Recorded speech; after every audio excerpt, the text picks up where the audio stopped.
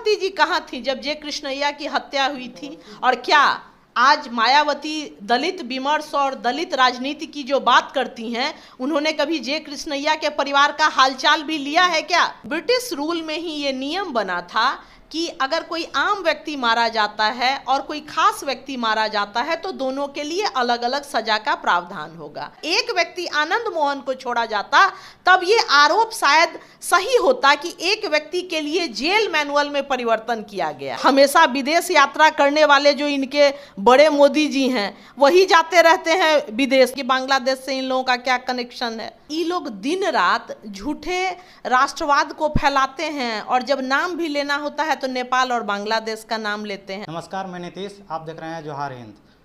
हमारे साथ आज बात करने के लिए हैं जेडीयू के प्रवक्ता डॉक्टर भारती मैम। तो डॉक्टर भारती मैम, इन दिनों लोकसभा के चुनाव नज़दीक आ रहे हैं, तो ऐसे में बीजेपी के नेता कह रहे हैं कि चाचा भतीजा को 2024 में एक को बांग्लादेश और एक को नेपाल भेज देंगे। अब देखा जाए, हम लोग तो भारतवासी हैं और ये लोग दिन रात झूठे राष्ट्रवाद को फैलाते हैं और जब नाम भी लेना होता है तो नेपाल और बांग्लादेश का नाम लेते हैं। हम लोग तो भाई भारतवंशी हैं, भारतवासी हैं, भारत की बात करते हैं। तो अब ये भारत के नेताओं को क्यों बांग्लादेश भेजेंगे और नेपाल? इसका बेहतर उत्तर तो बीजेपी वाले दे सकते हैं कि बांग्लादेश से इन लोगों का क्या कनेक्शन है।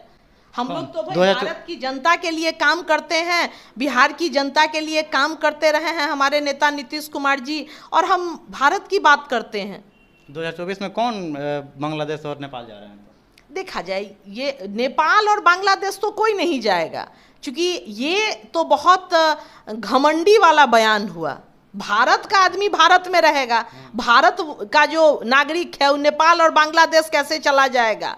और ये जो हमेशा विदेश यात्रा करने वाले जो इनके बड़े मोदी जी हैं वही जाते रहते हैं विदेश, तो ज़्यादा बेहतर उत्तर तो ये लोग देते हैं। हम लोग तो धरातल पर काम करने वाले लोग हैं, पहले भी काम करते रहे हैं भारत और बिहार में, और अभी भी बिहार और भारत में काम करते रहेंगे। अच्छा, एक सवाल और मैम, इस समय आनंद मोहन का मामला बहुत तेज़ी से चल रहा है। ऐसे में उनकी जो रिहाई हुई है तो ललन सिंह खुद अपनी गाड़ी से लेकर के उनको आए हैं और बोले हैं कि ये गाड़ी अब रुकने वाली नहीं है, तो ये लक्ष्य तक जा करके रहेगी। किस लक्ष्य तक जाएगी गाड़ी? देखा जाए, अब लक्ष्य शब्द का क्या परिप्रेक्ष्य था मैं बहुत स्पष्ट नहीं कर सकती। और जहाँ तक आपने कहा कि उनके रिहाई का मामला और बहुत, तो ये एक सामान्य बात है और ऐसा नहीं है कि ऐसा पहली बार हुआ है। महात्मा गांधी जी के जो हत्यारे थे नाथूराम गोडसे, उनके साथ एक सह अभियुक्त भी थे गोपाल गोडसे। गोपाल गोडसे ने भी जब 14 वर्ष 2 महीने की सज़ा पूरी कर ली थी तो उसके बाद उनको छूट मिली थी। ये उसके बाद राजीव गांधी जी के जो हत्या के मुख्य आरोपी थे उसने भी 14 वर्ष की जब अपने सजा की अवधि पूरी कर ली थी तो उनको ये छूट मिला था। और उसी नियम के तहत, और ये सुप्रीम कोर्ट का प्रावधान है कि जेल मैनुअल में इस तरह का सुधार अगर राज्य सरकार देखती है कि किसी ने 14 वर्ष की अपनी अवधि पूरी कर ली है तो उस पर विचार कर सकती है। और उसी के तरह बिहार में 27 कैदियों को राहत मिली और उस लिस्ट में एक सजा याफ्ता आनंद मोहन जी भी हैं। इस नियम में, जेल मैनुअल के नियम में, ऐन लोकसभा चुनाव से ठीक पहले ऐसा काम किया गया और आनंद मोहन को रिहा किया गया। देखा जाए, उस लिस्ट में 27 लोग हैं जिसमें दलित, महादलित, पिछड़ा, अति पिछड़ा, हर वर्ग और समुदाय के लोग हैं। ऐसा नहीं है हिंदू मुसलमान सभी लोग उस लिस्ट में हैं, ऐसा नहीं। अगर एक व्यक्ति आनंद मोहन को छोड़ा जाता तब ये आरोप शायद सही होता कि एक व्यक्ति के लिए जेल मैनुअल में परिवर्तन किया गया।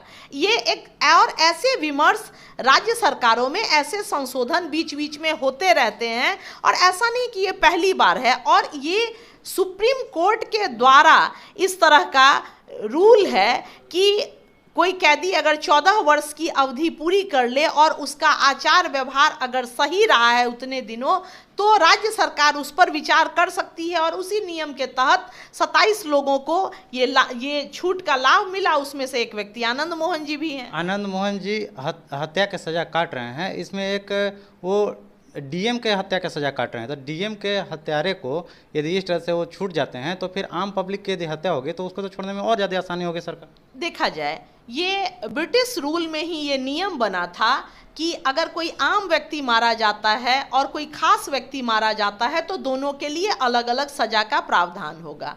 आज जो यह नियम, ये चेंज कुछ हुआ है, उसमें है कि आम और खास दोनों के लिए समान रूप से यह नियम और सजा प्रभावकारी होगी। और इसका लाभ एक व्यक्ति को नहीं मिला है। इसके इस जो 27 की सूची है उसमें दलित, महादलित, पिछड़ा, अति पिछड़ा, इस्लाम को मानने वाला हर वर्ग के लोगों को इस जो कैदी थे, और उन्होंने तो न्यायिक प्रावधान के अनुरूप अपनी सजा पूरी की है। न नीतीश जी ने सजा दी थी, न नीतीश जी ने उनका ट्रायल किया था। ये तो तमाम चीज़ें न्यायिक प्रक्रिया के अधीन हुई थी, और जो निर्णय भी लिया गया है वो सुप्रीम कोर्ट का जो निर्देश है उसके आलोक में हुआ है।